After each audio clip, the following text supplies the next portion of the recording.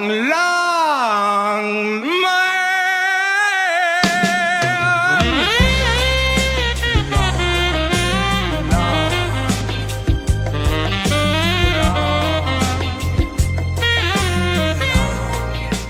Ladies, gentlemen, and trainers of all ages, have you been enjoying your recent time playing the hell out of Pokemon Scarlet and Violet? Time's moving forwards, and so is the game, and so are the players, and yet still to this day we have not found all of the little things buried away in this absolutely massive game. And so today, of course, it's time for another 7 things that you didn't know about in Pokemon Scarlet and Violet. This series mostly serves as a vehicle for tips, tricks, or even just fun little details hidden in the game that you might appreciate finding out about. So strap on in and get ready. Starting off first then today is Dunsparce.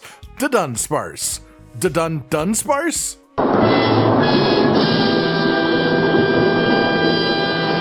Specifically, this is all about the 3-segment evolution of this Pokemon. For those who don't know, when a Dunsparce evolves into Dunsparce, it has a 1% chance of evolving with 3 middle segments instead of 2, making it way bigger and even get an extra pair of wings just for fun. This doesn't have any meaningful effect on the gameplay, it's just a fun random low chance thing that you can do. Most people know about it, but today I'm going to present a pretty effective strategy for getting one of these for yourself, which is a bit special. This was first found by Reddit user SuperPika1987 JS, and I've made some changes to it to make it a bit clearer and more efficient as well. First up, get a bunch of quick balls, they make it quite easy to do, then go to the Alfornada Pokemon Center in the southwest of the map. From here, travel west and you'll see the entrance to a cave. Before you go in, set up a picnic and eat for normal encounter power. This sandwich here gives you normal encounter power level 2 with cheap to purchase ingredients, and it isn't hard to actually construct either. After that, go into the cave, drop down to the lower levels, then walk up to every Dunsparce that you see and throw a quick ball at it. I didn't fail a single failed catch myself, so it's pretty easy to do. As you catch them, fill up your party with the Dunsparce until they are in every single slot, and then because they are already at the correct level, every 8 or so Dunsparce that you catch will level up one of the Dunsparce in your party and then cause them to evolve, making a self-fueled Dunsparce creating machine. From here, all you have to do is watch the evolutions to actually see if they have 3 segments or not, and if your sandwich timer runs out, you'll probably have 20 to 25 unevolved Dunsparce left in your inventory, your box. The solution to this is, once again, a normal power sandwich. Head to the easy Chansey farming spot by North Province Area 3's Pokemon Center, just down the hill to the north, and farm Chansey with 5 Dunsparce in your party until you've evolved all of your bonus boys. Chances are reasonably likely that you'll get your 3 segment from doing this once, but hey, if you have to do it again, you actually still have normal encounter power left over from farming the Chanseys. It just sort of all fuels itself, and at the end you get a real long bug boy of your own as a reward. After that, an extremely simple one by way of Liam King within our own comments. When you are in combat with another Pokemon, you can press the ZL button, which is the left trigger, in order to zoom your camera in on the enemy. This doesn't provide any tactical advantage in any way, but it lets you get a better look at the model of any Pokemon that you may want to see a little bit closer up. It's just a nice little detail that once again, the game does not tell you. After that, let's talk about the Titan Pokemon. There are 5 of these within the game, and they are a part of the main story. But did you know that after you defeat them, the game will actually spawn these Pokemon in the same spot that you fought them, the same spot they were a Titan, with extra bonuses? This tip comes from Just Call Me Luca in our own comments. Take Bombardier for example. It spawns at the bottom of the hill where you fight it, and if you catch it, you'll see its IVs are all rated fantastic, which is reasonably good, but even cooler than that, it has the Titan mark that you can put on it, which is a unique mark only available on the Pokemon that are caught in this way, on these 5. Of course, you can also do this with Cloth, Orthworm, Tatsugiri, specifically for the Dragon Titan, and of course with Iron Treads, or Great Tusk if you have Scarlet, which I actually did ages ago get without realizing what had caused it. It's worth noting these specific spawns are shiny locked, so you can't get a shiny with this mark, but this way you can run around with the Pokemon labeled former Titans as part of their name and confuse people in multiplayer who had no idea that this was a thing. With that then, let's talk about a bug. A crazy bug. No, not a Pokemon that's a bug type. A glitch. One that is no longer in the game, but I just found out that it was there before thanks to Reddit user Danganronpa, and Jesus, I couldn't stop laughing for 5 minutes straight after I saw this. It's simple, but well, here it is. Come on, look at that. What on earth happened to the game's coding that could possibly have made this unbelievable cryptid Slenderman creation. It's funny. I'm honestly sad it's not a part of the game anymore, and I thought it was worth sharing with you all anyways. Then let's talk about breeding Pokemon, and specifically the hatching of eggs and the process around it. We all know that to hatch an egg in Pokemon, you need to have it in your party and walk a certain number of steps depending on which Pokemon decide.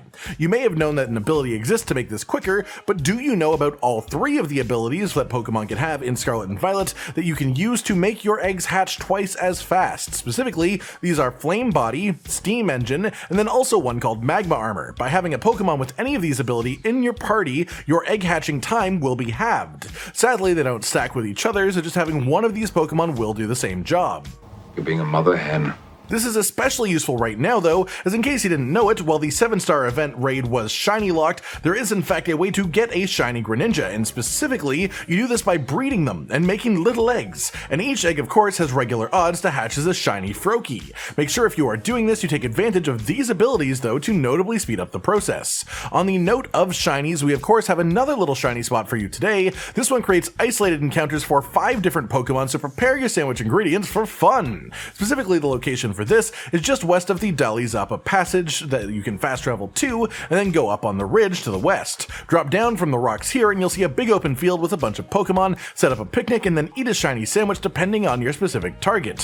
Fairy for Tinkaton, which is the main reason that I thought this location was worth sharing with you all. I know lots of people love Tinkaton, myself included, and it has a pretty fun shiny with the rusted over hammer too, so eat a fairy sandwich here if you want that, and then only Tinkaton will spawn. Eat a dragon sandwich and you'll only get Axew. Eat a ground sandwich and only Mudsdale and Mudspray will spawn. Then finally eat a rock sandwich for an isolated Lycanroc encounter, which you can use both for the shiny day form and the shiny dusk form, so that sort of counts as 2. Once you've eaten your sandwich, you can just stand in a corner and use the picnic respawn method, but I found this location to be much more efficient if you simply just slowly roll around on your travel legendary looking for a somewhat top-down angle. Most of these Pokemon blend in with the grass a little bit because of their size, so not only does the camera angle help you actually spot the shiny when it does happen, the extra movement will make more spawn in over time due to the size of the area. Generally, I just did laps back and forth between this trainer to the south and then this trainer up to the north. The spawn region ends where the ground turns to snow. Follow these steps and you can quite easily get any of those 5 shinies. Then finally today, let's take a step back from the game itself and talk about the Pokemon anime. Thanks to Reddit user Whooperdee-Doo, who put together this lovely concise clip of the end segments of 3 recent Pokemon anime episodes, which specifically show how the Gen 9 starters sound in action. Their voiced cries in the actual anime itself. Here's Sprigatito. Here's Quaxley. And then here's good old head empty Fuecoco himself. There's not a whole lot here to talk about yet, as the Paldea region has yet to be breached within the anime itself, but pretty cool to see these little ending segments showing off the sounds of our starters nonetheless. And that just about does it for today, everyone. 7 things you probably didn't know about Pokemon Scarlet and Violet. I hope you've enjoyed this video and hopefully learned something useful. And of course, if you know any of the things like this and think the community as a whole should be made aware of these things, feel free to leave them down below in the comments and we'll credit you for the info as well. Like if you like the video, subscribe with the notification bell for more, and most importantly, ladies and gentlemen, until next time, stay sweet. Josh, Cotton, and Hollow with the videos, dropping the humor like a hammer on your tippy toes, bringing entertainment on a daily arrangement to take our insanity and turn it into entertainment. Yes, I said entertainment twice, to reiterate that it is nice to look into your faces on a mostly daily basis when you let us in your homes to make the whole world a stage. Goodbye.